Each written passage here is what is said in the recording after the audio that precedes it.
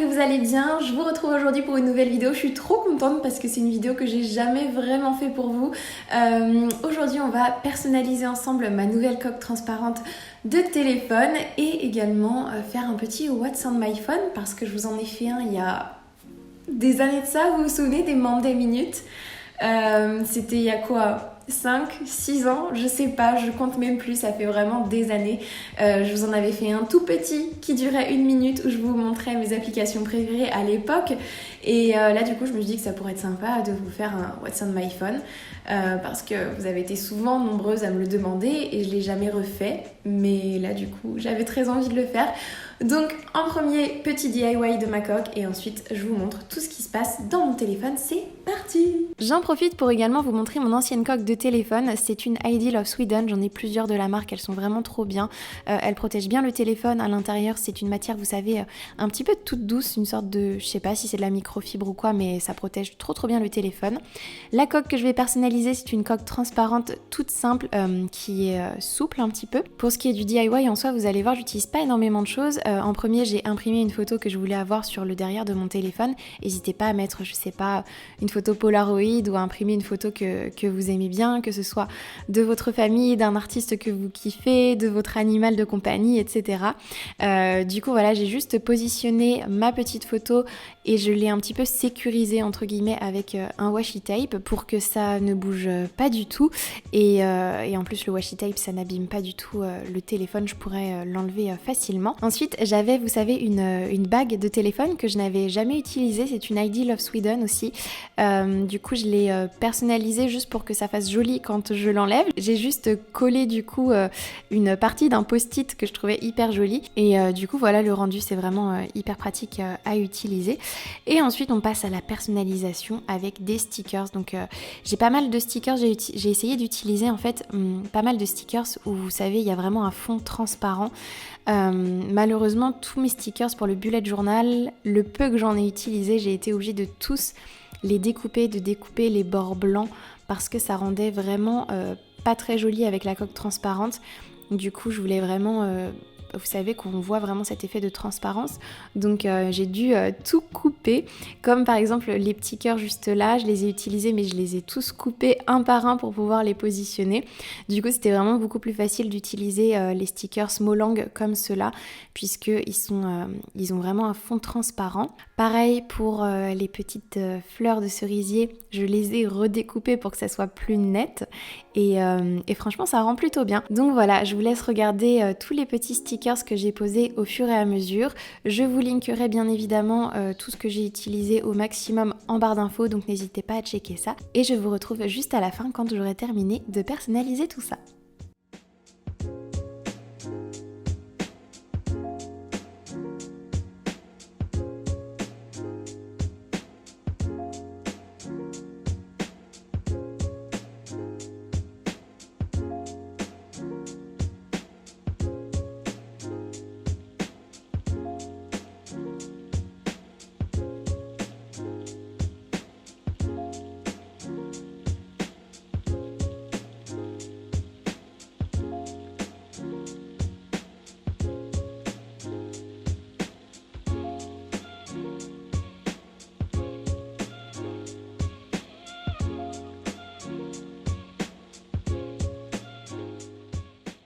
Et voilà du coup pour le rendu de ma coque personnalisée avec une photo, des petits stickers. C'est vraiment hyper simple à faire. Je sais pas par contre au niveau de combien de temps ça va durer dans le temps, je me dis que ça va forcément finir par s'abîmer. Mais au moins, je suis contente, j'ai une coque qui me ressemble, qui est dans mon mood du moment. Et voilà, j'aime vraiment beaucoup le rendu, j'en suis hyper contente. N'hésitez surtout pas à me dire en commentaire si vous aussi ça vous est arrivé de personnaliser votre coque de téléphone ou si suite à cette vidéo vous avez envie de le faire.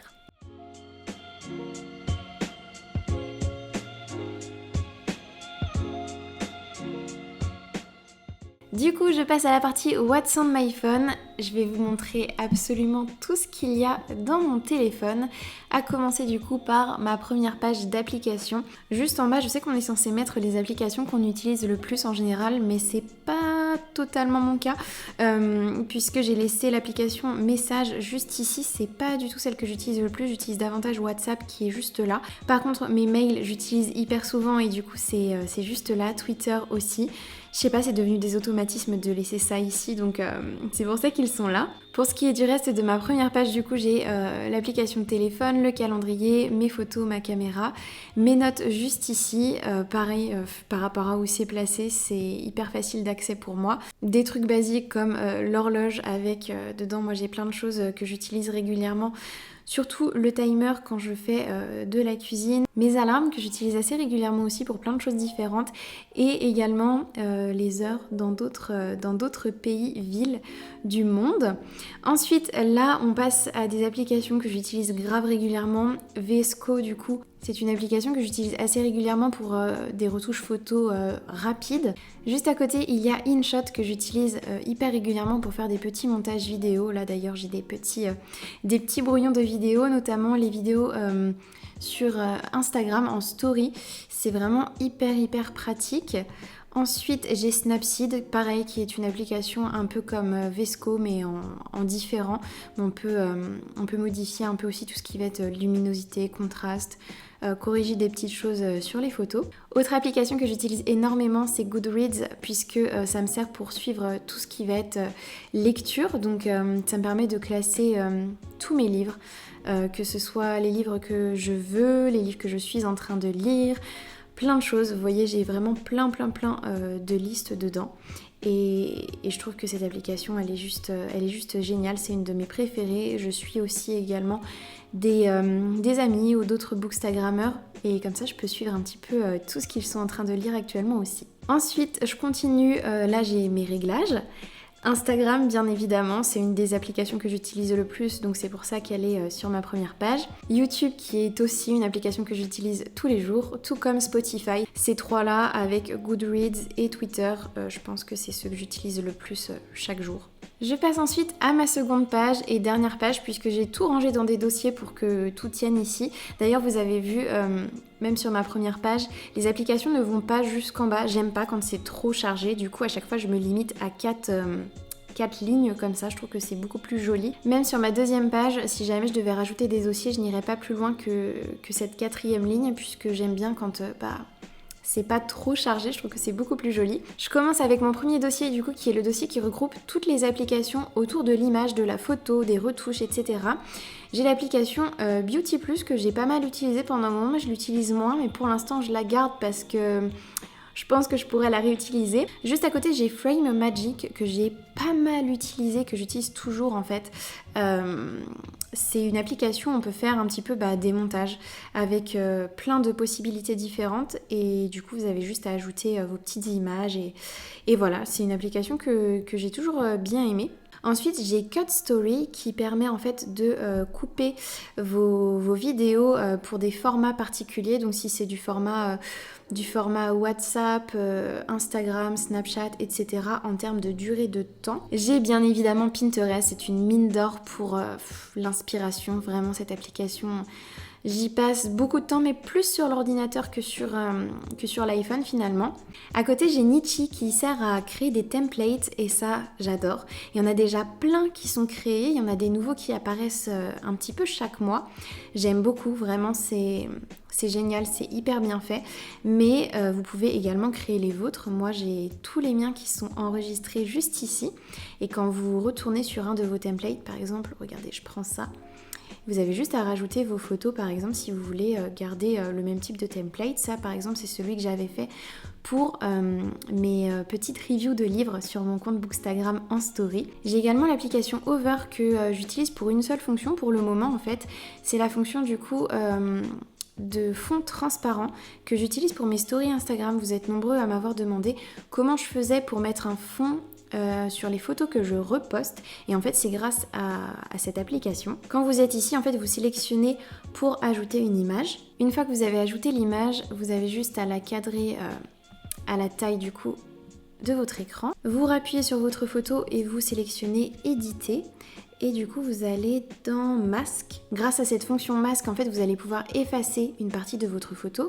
Et cette partie de votre photo va devenir le fond transparent qu'il y a derrière. Vous avez juste ensuite à l'enregistrer.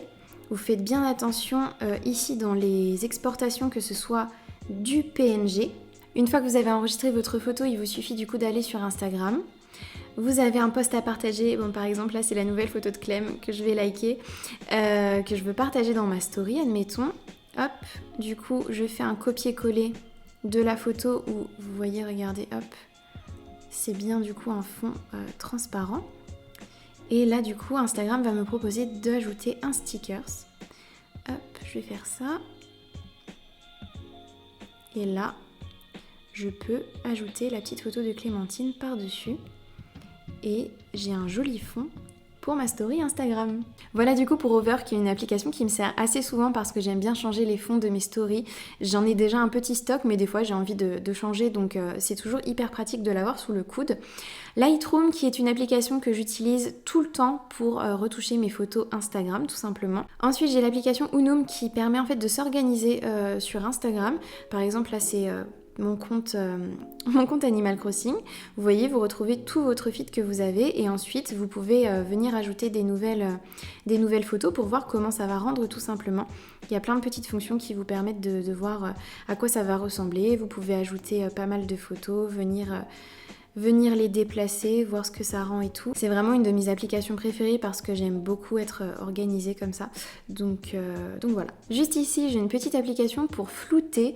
Ça me sert quand des fois je veux vous partager des pages de mon bullet journal mais que je veux pas forcément que vous voyez ce qui est écrit dessus. Ça permet juste de flouter des petits endroits. Dans la suite de mes applications photos, j'ai Instaxshare qui est en fait l'application qui me permet de relier ma petite imprimante Polaroid à mon iPhone et du coup à imprimer directement les photos de mon iPhone sur ma petite imprimante à Polaroid, c'est trop pratique. J'ai également l'application Picnic qui permet de retoucher particulièrement le ciel et l'application Unfold qui permet aussi de faire des jolies stories, mais ça fait un petit moment que je ne l'ai pas utilisée, mais c'est toujours bon à prendre parce qu'on peut faire des trucs sympas. Ensuite, dans mon dossier vidéo, j'ai TV Time qui me permet en fait de suivre absolument toutes les séries et films que je regarde. C'est bien pratique surtout pour les séries qu'on ne regarde pas sur Netflix parce que du coup grâce à ça, ça permet de ne pas perdre le fil de la série. Si on arrête pendant 2-3 semaines de regarder, on sait à quel épisode on s'est arrêté. J'ai iMovie qui est une application de base sur iPhone,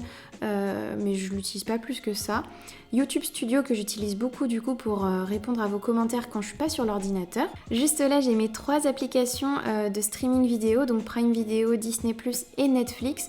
Je les utilise très peu sur le téléphone, mais je les garde pour au cas où si j'en ai besoin quand je suis dans les transports, dans le train, dans l'avion ou quoi.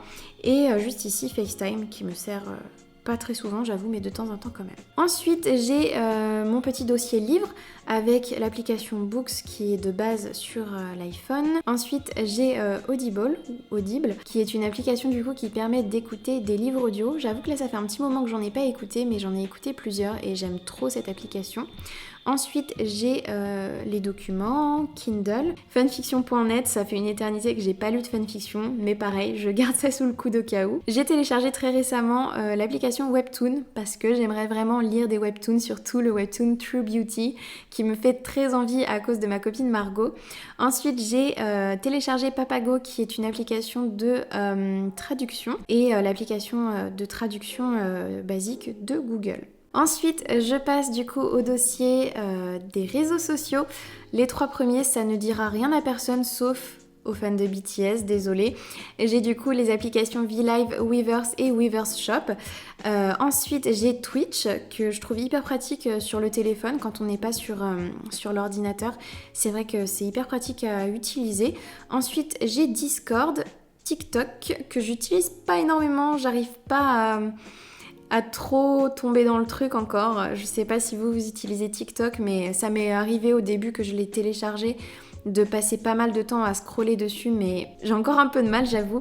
et Snapchat que je garde juste pour certains filtres, mais honnêtement je pense que ça va pas tarder à partir de mon téléphone. Ensuite, qu'est-ce que j'ai comme dossier? J'ai le dossier musique juste ici avec du coup l'application musique de base. J'ai SoundCloud aussi que j'aime beaucoup. Ça, les mémos vocaux du coup j'utilise assez souvent puisque pendant longtemps du coup j'ai enregistré le son de mes vidéos YouTube avec mon iPhone.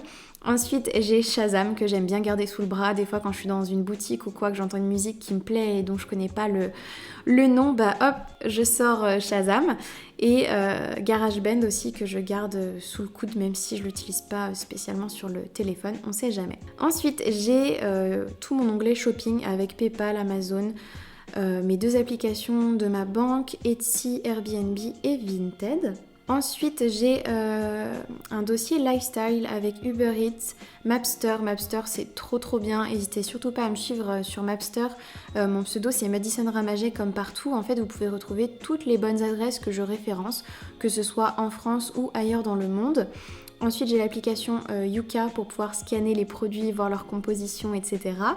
L'application Else qu'on connaît tous, je pense. Ensuite, Emblem, c'est une application qu'on m'avait recommandé de télécharger mais que je n'ai pas encore testée, donc je peux pas vous en dire grand-chose. Et sinon, dans cette catégorie, il me reste 4 applications qui tournent autour de la lune et des pierres semi-précieuses. Comme vous pouvez le voir, là, j'aime bien à chaque fois voir tout ce qui va être phase de la lune et tout, donc il y a plein d'infos, c'est trop cool à avoir. J'en avais téléchargé plusieurs pour en avoir plusieurs et pouvoir tester tout ça. Je les ai toutes gardées pour l'instant. Et j'ai également du coup une application qui s'appelle Stone qui regroupe plein d'informations sur les pierres. Du coup, quand vous cliquez sur une en particulier, vous avez plein d'infos sur la pierre en question. Ensuite, je passe à mon dossier jeu. Dedans, j'ai mon Nintendo Switch Online pour tout ce qui va être jeux Animal Crossing et Mario Kart.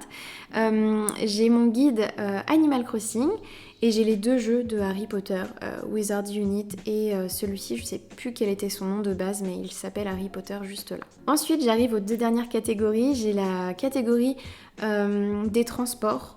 Parce que du coup, voilà, c'est des choses qui sont toujours utiles. J'ai fait une catégorie exprès pour ça. J'ai les trucs sur le métro parisien, les maps, Google Maps, Uber, SNCF, Air France, le métro aussi de New York, Lime, Pony. Sur la 2e et dernière page, c'est que des choses qui sont en rapport avec Londres puisque j'ai l'application Eurostar, l'application pour la Oyster Card qui est la carte de métro là-bas et l'application également pour le métro de Londres.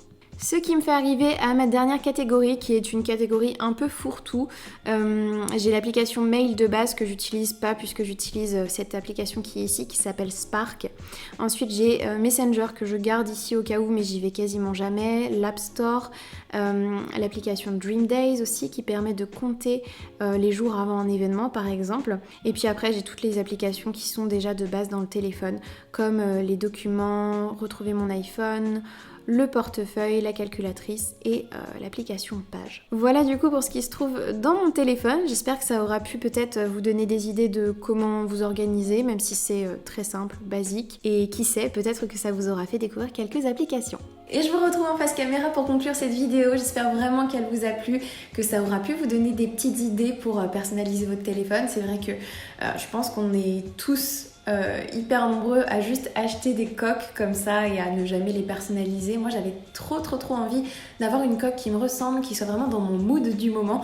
Donc c'est ce que j'ai fait, je me suis vraiment bien amusée et je suis trop contente du rendu. Et pour la partie What's on my phone, j'espère vraiment que ça pourra vous faire découvrir un petit peu des applications, que ça pourra vous donner des idées d'organisation, même si mon organisation est plutôt basique. Mais voilà, j'ai déjà regardé ce genre de vidéos et à chaque fois je trouve un petit peu mon bonheur, ça me fait toujours télécharger 1 ou 2 applications. Donc voilà, j'espère vraiment que cette vidéo vous a plu, je vous fais plein de gros bisous, prenez bien soin de vous et je vous dis à très vite dans une prochaine vidéo. Bye!